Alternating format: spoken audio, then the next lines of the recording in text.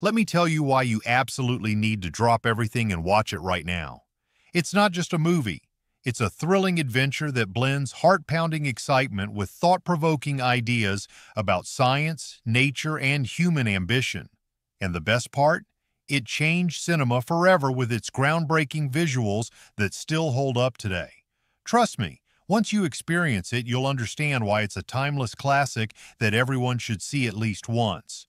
But don't worry. I'm not going to spoil a single moment of the story. I'll keep things spoiler-free while diving deep into everything that makes this film so special.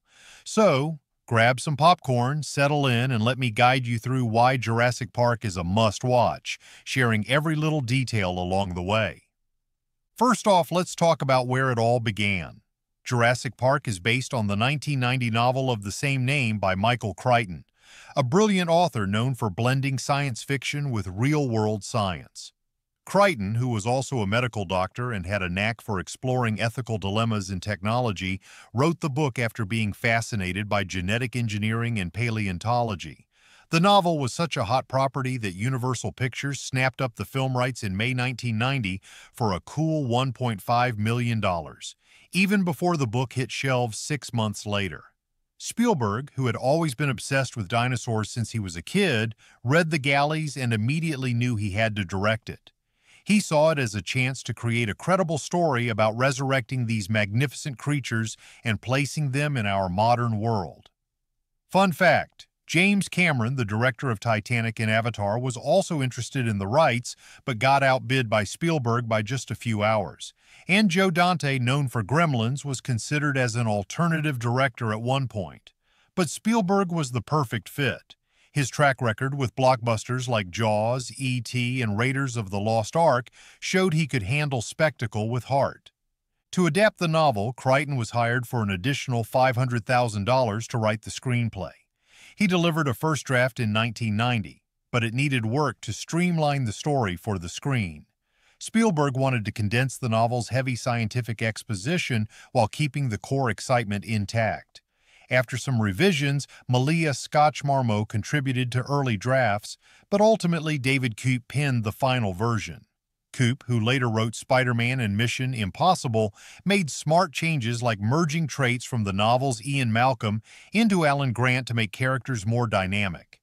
The script went through multiple iterations, with elements like a T-Rex attacking a raft getting cut but later inspiring scenes in future films. Spielberg was juggling projects at the time. He was working on Hook and had Schindler's List lined up. In fact, Universal greenlit Schindler's List on the condition that Spielberg make Jurassic Park first. Set designs kicked off in January 1992, and the producers, Kathleen Kennedy and Gerald R. Molen, handled the massive logistics. Kennedy focused on the creative side, while Molen managed the day-to-day production. The whole thing was a collaboration between Universal Pictures and Spielberg's Amblin Entertainment, setting the stage for what would become a cinematic revolution. Now let's get into the incredible cast that brings this world to life. Spielberg smartly chose relatively unknown actors to keep the budget in check. He avoided megastars to ensure the dinosaurs could steal the show. For the lead role of Dr. Alan Grant, a paleontologist who's more at home digging up fossils than dealing with people, Sam Neill was cast after several big names turned it down.